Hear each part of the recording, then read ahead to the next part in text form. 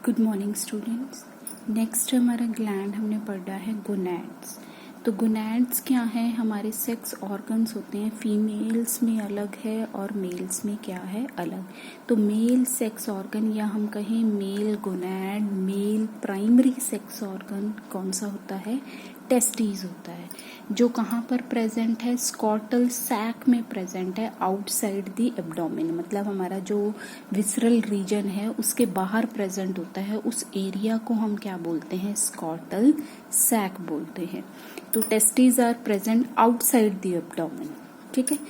दूसरा चीज क्या है कि टेस्टिस के अंदर दो तरह के सेल्स प्रेजेंट होते हैं। डिटेल वैसे हम टेस्टिस का स्ट्रक्चर +2 में रिप्रोडक्टिव की हमारी पूरी यूनिट है वहां पर करेंगे। यहाँ पर आपने हार्मोन पढ़ने हैं, इसलिए आपको ये ध्यान होना चाहिए कि कौन से सेल्स हार्मोन रिलीज करते हैं। तो टेस्टिस के अंदर दो तरह के सेल्स प्रेजेंट होते हैं बच्चे, सेमनीफेरस ट्यूब्यूल और दूसरा होता है इंटरस्टिशियल टिश्यू, जो किससे बना हुआ है? लेडिंग सेल से बना हुआ है। तो जो हार्मोन रिलीज करते हैं टेस्टिस, एंड्रोजन या हम बोले टेस्टोस्टेरोन, ये लेडिंग सेल रिलीज करते हैं, not the seminiferous tubule. Seminiferous tubule तो सिर्फ क्या काम करेंगे? स्पर्म, मेल गैमीट को बनाने में मदद करते हैं। तो male gamete under the influence of follicle stimulating hormone, जो हमने कहाँ से निकाला था? पिट्यूटरी ग्लैंड से। तो पिट्यूटरी ग्लैंड, दो हार्मोन्स वहां पर हमने पढ़े थे, FSH और LH। FSH जो होता है वो किसके ऊपर काम करता है? सेमनीफेरस ट्यूब्यूल के ऊपर काम करता है, ताकि ये क्या बनाना शुरू कर दे? मेल गैमीट स्पर्म बनाना शुरू कर दे। ऐसे ही पिट्यूटरी ग्लैंड दूसरा हार्मोन निकालता है LH। वो LH हमारा लेडिंग सेल्स के ऊपर आकर काम करेगा और क्या सिंथेसाइज करेगा? टेस्टोस्टेरोन। तो जो मेल हार्मोन है that was release by the Leydig cell present inside the testis. तो इस एंड्रोजन का फंक्शन क्या है बच्चे? ये जितने भी हमारे सेकेंडरी सेक्स ऑर्गन्स प्रेजेंट होते हैं, प्राइमरी सेक्स ऑर्गन कौन सा हुआ? टेस्टिस। इसके अलावा दूसरे जितने भी ऑर्गन्स हैं, जैसे हम डिटेल पढ़ेंगे +2 में, एपिडाइडमस हो गया, आपके यूरेथ्रा हो गया, आपके डिफरेंट ग्लैंड्स प्रेजेंट है वहां पर, बल्बो यूट्रियल ग्लैंड, जितनी भी ग्लैंड्स हैं उन सबकी डेवलपमेंट और फंक्शनिंग को कंट्रोल कौन करेगा?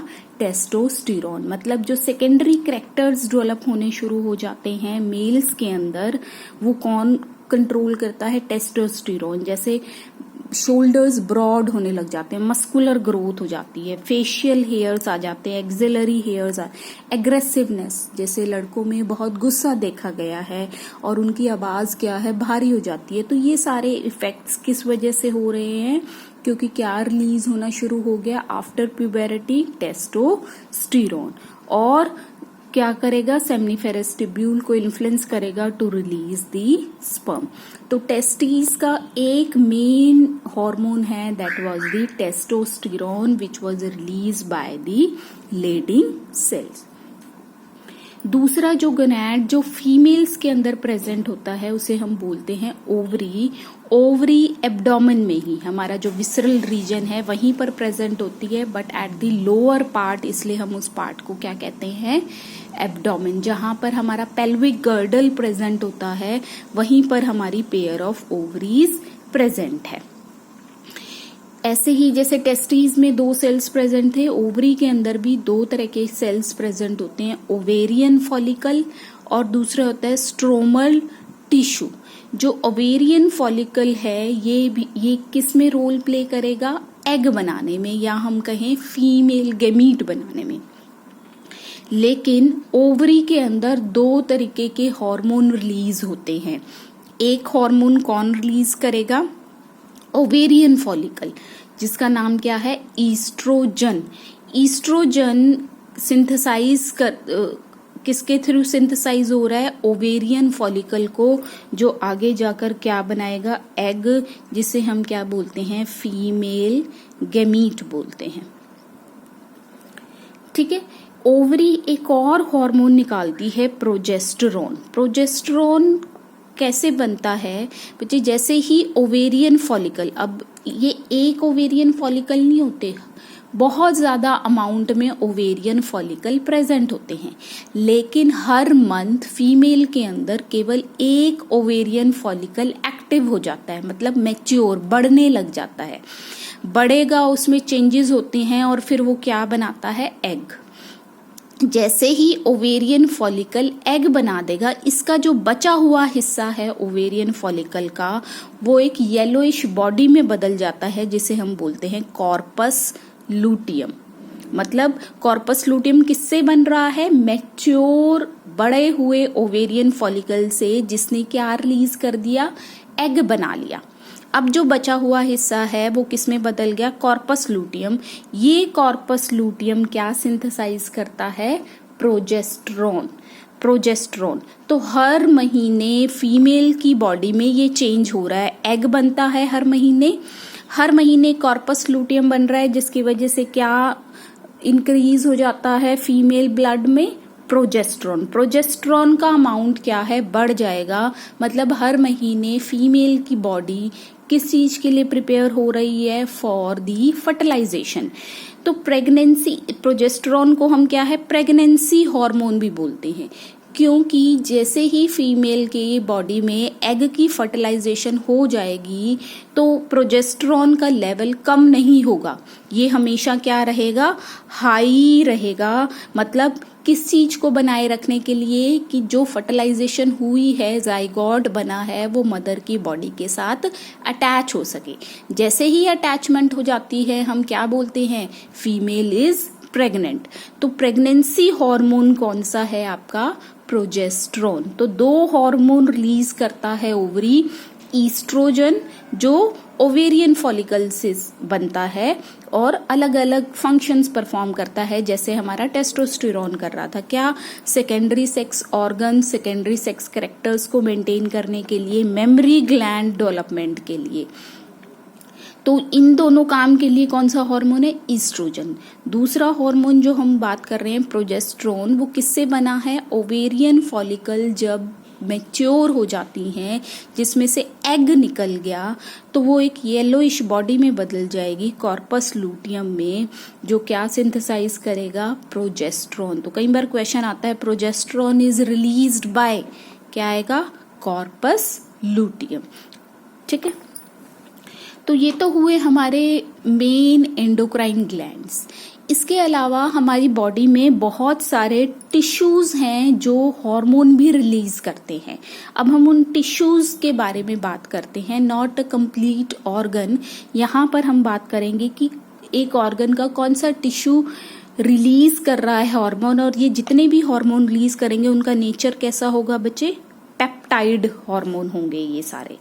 तो सबसे पहला जो है हार्ट वॉल, हमारी जो हार्ट की वॉल है, आर्ट्रियल है, वो रिलीज करती है एक हार्मोन ANF, आर्ट्रियल नाट्री यूरेटिक फैक्टर। ये क्या करता है, हमारे ब्लड प्रेशर को रेगुलेट करता है। जैसे ही हार्ट वॉल ने, जैसे हार्ट पे हमारा ब्लड आ रहा है ना, तो जैसे ही ब्लड बीपी कम हो, ज्यादा हो गया, जैसे ही आर्ट्रियल वॉल, जो आर्टरीज आ रही हैं, उनका बीपी, मतलब उनके अंदर बहुत ज्यादा अमाउंट में ब्लड आ रहा है, हाई बीपी है, तो जैसे ही वॉल ने, हार्ट की वॉल ने महसूस किया बीपी को हाई, तभी ये फैक्टर रिलीज हो जाएगा। ये फैक्टर रिलीज होते ही जितनी भी आर्टरीज, वेन्स हैं, ये उनको डायलेट कर देगा, चौड़ा कर देगा। मतलब पहले ये आपकी ब्लड वेसल इतनी थी, अब ब्लड वेसल क्या हो जाएंगी, चौड़ी हो जाएंगी। तो ब्लड को ज्यादा अमाउंट मिलेगा, ज्यादा एरिया मिलेगा घूमने के लिए, तो वॉल के ऊपर प्रेशर क्या लगेगा, कम लगेगा, जिससे हमारा बीपी क्या हो जाएगा, डिक्रीज हो जाएगा। तो आपका ANF कैसे रेगुलेट करता है ब्लड प्रेशर को, by dilating the blood vessels. Dilate मतलब चौड़ा कर देना। ये कब होगा, जब हार्ट ने क्या महसूस किया बच्चे, हाई अमाउंट ऑफ प्रेशर लग रहा है हमारी ब्लड वेसल्स को। ठीक है। लो बीपी के टाइम, लो ब्लड प्रेशर के टाइम एएनएफ रिलीज नहीं होगा। ये सिर्फ कब रिलीज होगा? जब हाई ब्लड प्रेशर महसूस किया जाएगा। दूसरा जो है, हमारे किडनी में जुक्स्टाग्लोमुलस सेल्स पढ़े थे हमने, कहाँ पर प्रेजेंट होते हैं? ग्लोमुलस में। जब हमने फिल्ट्रेशन की बात करी थी कि फिल्ट्रेशन को कैसे रेगुलेट किया जाता है, तो वहां पर हमने जुक्स्टाग्लोमुलस सेल्स के बारे में पढ़ा था। तो ये वो जब हमारी किडनी रेगुलेशन, ये क्या रिलीज कर रहा था? रेनिन रिलीज कर रहा था, है ना, जिसकी वजह से हमारा क्या है, यूरिन फॉर्मेशन कंट्रोल हो रहा था, या कहें हम बीपी भी कंट्रोल हो रहा था। तो जुक्स्टाग्लोमुलस सेल रेनिन के साथ साथ एक और हार्मोन सिंथेसाइज करता है, इरिथ्रोपोएटिन, जो किस में हेल्प करेगा बच्चे? रेड ब्लड सेल बनाने में। तो रेड ब्लड सेल बनाने के लिए जो हार्मोन रिलीज हो रहा है, वो कौन रिलीज कर रहा है? जुक्स्टाग्लोमुलस सेल्स ऑफ द किडनी। तीसरा जो है हमारा गैस्ट्रो इंटेस्टाइनल ट्रैक, हमारा जो डाइजेस्टिव सिस्टम है वो भी 4 हार्मोन रिलीज करता है, जिसकी वजह से हमारी क्या है, फंक्शनिंग डाइजेशन की कंट्रोल की जाती है। तो सबसे पहले ही हम बात करें गैस्ट्रिन। गैस्ट्रिन को कौन रिलीज करेगा? स्टमक रिलीज करेगा। और वो किसके ऊपर काम करेगा? Gastric gland. गैस्ट्रिक ग्लैंड में हमने 3 तरह के सेल्स पढ़े थे आपके, chief cell, peptic cell, oxyntic cells, mucus cells. इन 3 सेल्स के बारे में बात करी थी। तो ये जो गैस्ट्रिन है सिर्फ 2 सेल्स के ऊपर काम करता है, चीफ सेल्स या ऑक्सीनोटिक बोले हम, या पेराइटल सेल बोले। तो चीफ सेल क्या रिलीज करता है बच्चे? पेप्सिनोजन। ये हमने डाइजेस्टिव सिस्टम जब किया था वहां पे पढ़ा था। तो चीफ सेल क्या रिलीज करेगा? पेप्सिनोजन। ऑक्सीनेटिक क्या रिलीज करेगा? HCl। तो इनकी रिलीज को कंट्रोल करने के लिए कौन सा हार्मोन है? गैस्ट्रिन, जो फिर हमारी डाइजेशन को कंट्रोल करेगा। दूसरा हार्मोन है सेक्रेटिन। ये कौन रिलीज करता है? स्मॉल इंटेस्टाइन का कौन सा पार्ट? ड्यूडेनम पार्ट, जो पेंक्रियास के ऊपर काम करेगा, ताकि पेंक्रियास क्या कर सके? वाटर और आयंस को रिलीज कर सके। ठीक है। Secretion of water and ions, mainly bicarbonate ion की सिक्रीशन को कंट्रोल करता है। तीसरा है कोलेसिस्टोकाइनिन, CKK, कोलेसिस्टोकाइनिन, जो स्मॉल इंटेस्टाइन के ड्यूडेनम पार्ट से ही रिलीज होता है, जो किसके ऊपर काम करेगा? पेंक्रियाज और गॉल ब्लैडर के ऊपर काम करेगा। क्या करने के लिए? पेंक्रियाटिक एंजाइम्स निकालने के लिए, और bile juice from the gall bladder which was storing the liver secretion. Gall bladder के अंदर लिवर की सिक्रीशन को स्टोर किया जाता है, जिसे हम क्या बोलते हैं? बाइल जूस बोलते हैं। नेक्स्ट है gastric inhibitory peptide, GIP, gastric inhibitory peptide. ये भी कौन रिलीज करता है? स्मॉल इंटेस्टाइन, जो किसके ऊपर काम करेगा? जाकर स्टमक के ऊपर काम करेगा, ताकि वो अपनी सिक्रीशन को रोक दे और उसकी मूवमेंट, मोबिलिटी को भी रुक जाएगा। जैसे ही खाना हमारा स्टमक से इंटेस्टाइन में आ जाता है, तो अब स्टमक के एंजाइम्स की जरूरत नहीं है हमें, तो इंटेस्टाइन क्या भेजेगा? एक इनहिबिटरी फैक्टर भेज देगा, ताकि स्टमक अब अपनी सिक्रीशन को रोक दे। ठीक है। तो ये थे हमारे डिफरेंट हॉर्मोन्स, डिफरेंट ग्लैंड से जो सिंथेसाइज होते थे। नेक्स्ट जो लेक्चर हमने करना है, that was the mechanism of hormone action. Hormone action कैसे कैसे काम करते हैं? अब जितने भी हार्मोन्स हमने बात करी, वो क्या है? एक ग्लैंड से निकले और वो स्पेसिफिक टारगेट ऑर्गन के ऊपर जाकर काम कर रहे हैं। जैसे अभी हमने बात करी, गैस्ट्रिन रिलीज हो रहा है या इनहिबिटरी फैक्टर रिलीज हो रहा है, वो स्टमक के ऊपर जाकर काम कर रहा है, या हम कहें टेस्टिस हैं, ओवरीज हैं, इनके जो हॉर्मोन्स हैं वो सेकेंडरी कैरेक्टर्स डेवलप कर रहे हैं, मेमोरी ग्लैंड सिंथेसाइज करते हैं फीमेल्स के अंदर। ठीक है। तो ये सारे जो एक्शंस हैं एक स्पेसिफिक टारगेट के ऊपर, वो कैसे होगा? तो hormone produce their effect on the target tissue by binding to specific protein, जिन्हें हम क्या बोलते हैं? Hormone receptor. कहने का मतलब है कि हार्मोन अपना काम एक पर्टिकुलर टारगेट के ऊपर, टारगेट ऑर्गन के ऊपर कैसे काम करता है, वो कुछ प्रोटीन के साथ बाइंड कर जाता है, जिन्हें हम क्या बोलते हैं, हार्मोन रिसेप्टर। अब ये हार्मोन रिसेप्टर दो तरीके के हो सकते हैं। कुछ हार्मोन रिसेप्टर्स तो हमारी सेल मेम्ब्रेन के ऊपर ही प्रेजेंट होंगे, जिन्हें हम क्या बोलते हैं, मेम्ब्रेन बाउंड रिसेप्टर्स। और जबकि कुछ रिसेप्टर्स क्या हैं, हमारे अंदर प्रेजेंट होते हैं, इनसाइड दी सेल। यहां पर हम बात कर रहे हैं, ये मान लो मेरा एक टारगेट ऑर्गन है, ये उसकी मेम्ब्रेन है। कुछ हार्मोन्स तो क्या हैं, यहाँ पर प्रोटीन प्रेजेंट है जो इसके साथ आकर बाइंड कर जाएंगे। कुछ हार्मोन्स कैसे काम करेंगे, इस सेल को क्रॉस कर लेंगे और अंदर उनका टारगेट रिसेप्टर प्रेजेंट है। तो दो तरीके के रिसेप्टर्स हैं, कुछ तो मेम्ब्रेन पर ही बाउंड हैं, जिन्हें हम बोलेंगे मेम्ब्रेन बाउंड रिसेप्टर, और कुछ क्या है, inside the target cell present है, जिसे हम क्या बोलते हैं, इंट्रासेलुलर रिसेप्टर। तो depending on the nature of the hormone हमारे दो तरीके के एक्शंस होंगे। कुछ तो मेम्ब्रेन बाउंड रिसेप्टर्स के ऊपर काम करते, तो जितनी भी आपकी प्रोटीनेशियस हार्मोन्स होते हैं बच्चे, प्रोटीनेशियस में हमने क्या पढ़ा था, जैसे पेप्टाइड से बने हुए हैं या आपके अमाइनो एसिड से बने हुए, ये हमने पढ़े थे ना, कैटेगरीज करी थी जब हमने क्लासिफिकेशन करी थी। सिर्फ आपके जो स्टीरॉयड हार्मोन्स होते हैं, स्टीरॉयड हार्मोन्स में कौन से आ जाएंगे, जैसे आपका ईस्ट्रोजन हो गया, आपका टेस्टोस्टेरोन हो गया, ये सारे क्या है, स्टीरॉयड हार्मोन। जितने भी गोनाडियल हार्मोन्स होते हैं आपके, वो क्या है, स्टीरॉयड हार्मोन। तो स्टीरॉयड हार्मोन कैसे काम करता है बच्चे, bye acting on intracellular receptor. जबकि आपके जितने भी प्रोटीनेशियस हार्मोन्स होते हैं वो कैसे एक्ट करते हैं, बाय मेम्ब्रेन बाउंड रिसेप्टर।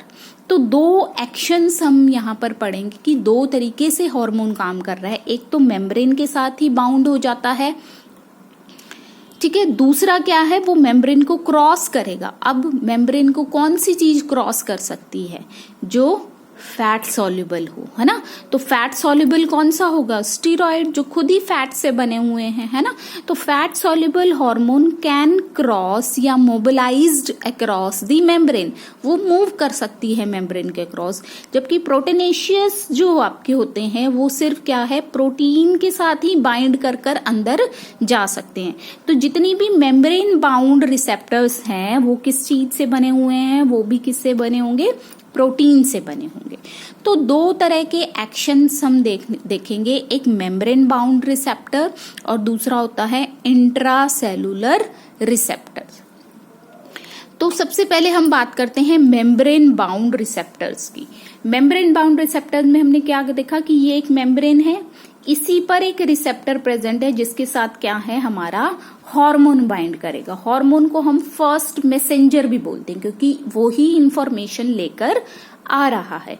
तो जैसे ही रिसेप्टर इसके साथ बाइंड करा, हमारा हार्मोन अंदर मूव नहीं करेगा। वो क्या होगा, जैसे ही रिसेप्टर के साथ हमारा हार्मोन मूव बाइंड करता है, वो अंदर एक सेकंड मैसेंजर प्रोड्यूस कर देता है। ये बहुत इंपॉर्टेंट चीज है कि जितने भी आपके प्रोटीनेशियस या पेप्टाइडल हार्मोन्स होते हैं वो क्या हैं, वो डायरेक्ट हमारे टारगेट सेल के अंदर एंटर नहीं करते हैं। They are first messenger but they act by producing second messenger. तो जैसे ही बाइंडिंग होती है अंदर क्या प्रोड्यूस हो जाएगा बच्चे, सेकेंड मैसेंजर। सेकेंड मैसेंजर की बहुत सारी फॉर्म्स होते हैं, साइक्लिक एएमपी है, कैल्शियम आयंस है, जीएमपी है, आईपी। ये चीजें आपको अभी नहीं जानने की जरूरत है। आपने सिर्फ क्या जानना है कि जैसे ही हार्मोन हमारे रिसेप्टर के साथ बाइंड करता है, it causes the generation of second messenger. तो ये ही सेकेंड मैसेंजर क्या करेगा, चेंजेस लेकर आएगा, बायोकेमिकल चेंजेस। बायोकेमिकल चेंजेस का मतलब कुछ चीजें बननी शुरू हो जाएंगी, कुछ चीजें टूटनी शुरू हो जाएंगी, जिसकी वजह से हमें इफेक्ट दिखाई देगा, जिसे हम क्या बोलते हैं, फिजियोलॉजिकल रिस्पॉन्स, जो दिखाई देना शुरू हो गया है।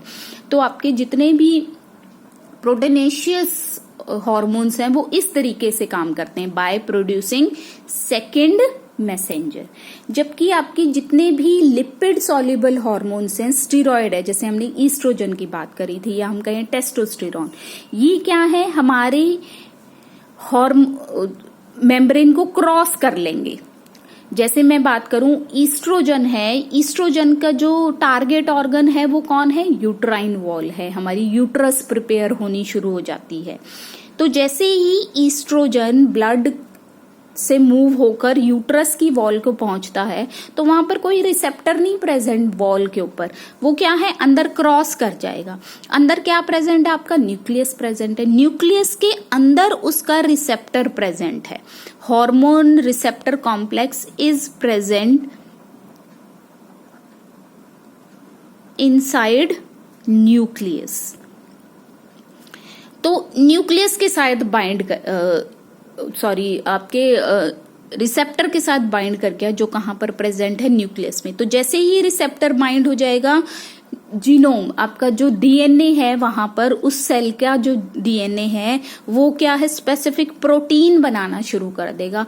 और उस प्रोटीन की वजह से ही क्या है, आपको चेंजेस दिखाई देने शुरू हो जाएंगे यूट्राइन वॉल को। मतलब कैसी प्रोटीन बनेगी, जो यूट्राइन वॉल को थिक बना दे। तो यहां पर हार्मोन कैसे काम कर रहा है बच्चे, एक पर्टिकुलर टाइप ऑफ प्रोटीन बना रहा है, मतलब या कहें हम एक्सप्रेशन हो रहा है, कोई नई चीज बन रही है, लेकिन इनसाइड दी न्यूक्लियस। यहां पर क्या हो रहा था, जैसे ही रिसेप्टर के साथ हार्मोन बाइंड कर रहा है, वो एक नई चीज बना रहा है, लेकिन इनसाइड दी सेल साइटोप्लाज्म, जिसे हम क्या बोल रहे हैं, सेकेंड मैसेंजर। यहां पर जो इफेक्ट प्रोड्यूस होएगा by in a form of protein, हमेशा प्रोटीन की फॉर्म होगा, लेकिन कहाँ होगा, न्यूक्लियस के अंदर, जिसकी वजह से हमारा इफेक्ट दिखाई देगा कि यूट्राइन वॉल थिक होनी शुरू हो गई, मोटी होनी शुरू हो गई। तो ये क्या है, चेंजेस हमें दिखाई देंगे due to the action of estrogen. जबकि यहां पर ये जो सेकेंड मैसेंजर है, ये इसका नेचर क्या है, ये बहुत स्मॉलेस्ट मॉलिक्यूल होगा, कोई प्रोटीनेशियस मॉलिक्यूल नहीं, ये कैल्शियम भी, खाली आयन भी हो सकता है जो चेंज ला सकता है। यहां पर जो इफेक्ट प्रोड्यूस होएगा वो हमेशा किसके थ्रू होगा, प्रोटीन के। तो इसको हम एक जीन एक्सप्रेशन बोलते हैं। वैसे आप जीन एक्सप्रेशन की बात अभी आपको समझ नहीं आएगी, क्योंकि +2 में हम पढ़ेंगे जीन एक्सप्रेशन। तो जितने भी आपके हार्मोन्स जो होते हैं, स्टीरॉयड हार्मोन है, वो जीन आपके डीएनए के ऊपर काम कर कर अपना इफेक्ट प्रोड्यूस करते हैं। जबकि आपके जितने भी प्रोटीनेशियस हार्मोन है, वो साइटोप्लाज्म के अंदर एक सेकेंडरी मैसेंजर प्रोड्यूस करते हैं, विच में बी एन आयन, विच में बी अ स्मॉल मॉलिक्यूल। ठीक है, तो ये था हमारा मैकेनिज्म ऑफ हार्मोन एक्शन, कैसे काम करता है। जरूरी बात जानने की क्या है, कुछ हार्मोन मेम्ब्रेन के साथ बाइंड करते हैं, कुछ हार्मोन अंदर जाकर बाइंड करते हैं, जिन्हें हम क्या बोलते हैं, intracellular. Intra means inside the cell receptors. ठीक है, तो बहुत ध्यान से ये करना है। Thank you.